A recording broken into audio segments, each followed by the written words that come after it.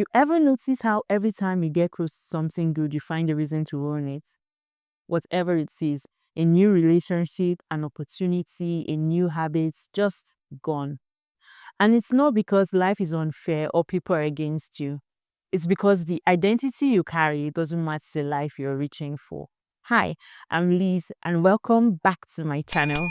In today's video, I'm going to share with you how to shift your identity, break free from self-sabotage, and build the kind of identity that aligns with the life you dream of.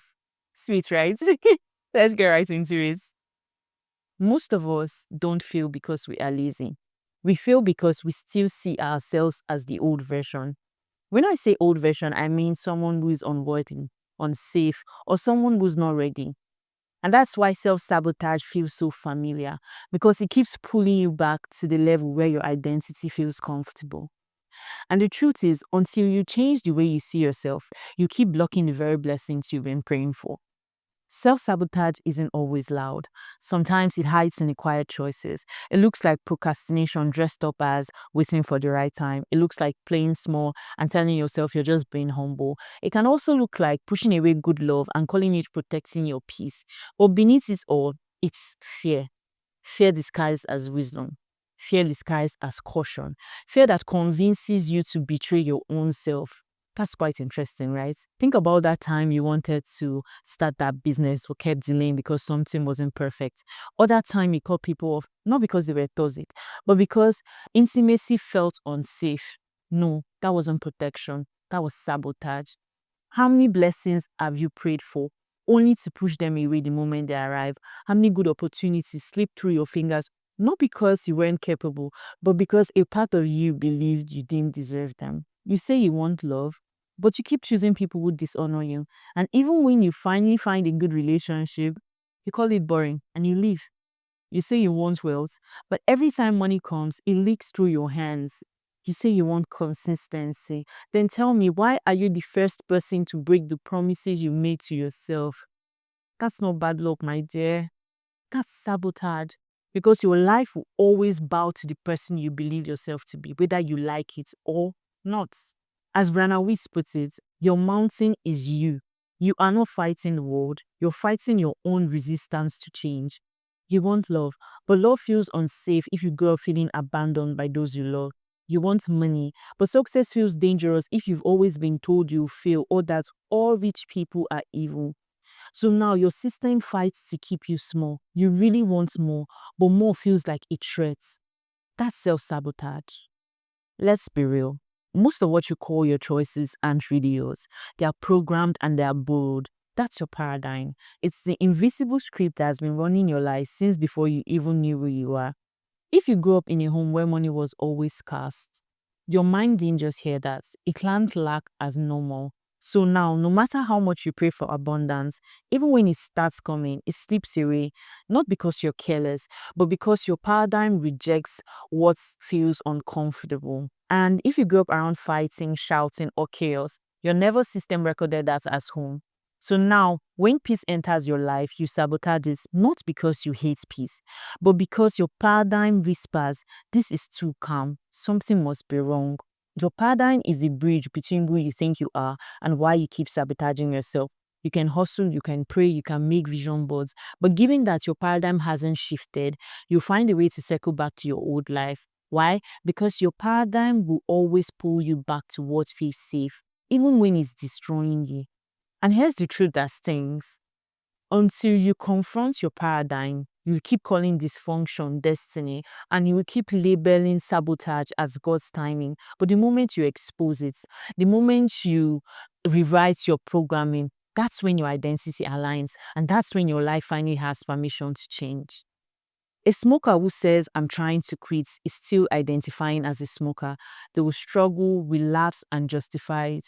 But the one who says, I'm not a smoker, has already started living free. Why? Because identity always comes before action. You will never consistently act in a way that contradicts who you believe you are. If you believe you're lazy and you try to be disciplined, you will eventually circle back into laziness because that's what you told your mind you are. You want wealth? Stop saying I'm broke but I'm praying. That's a poverty identity hiding under disguise of faith. Start saying I'm a wealthy person in training. Do you want to be more consistent? Stop saying, I'm not disciplined, but I'm trying. That's self-sabotage disguising as humility. Start saying, I'm a disciplined person learning new habits. Because the identity shifts come before the breakthrough always. And here's the encouraging facts. The fact that you sabotage yourself doesn't mean that you're doomed. No. It means that your brain has been wired for survival and not for thriving. And that's not a weakness. That's just programming. And programming can be changed. Here's how you can change your programming. 1. Notice the story of been telling yourself, maybe it's this won't work, or I don't deserve this, or that won't happen for someone like me.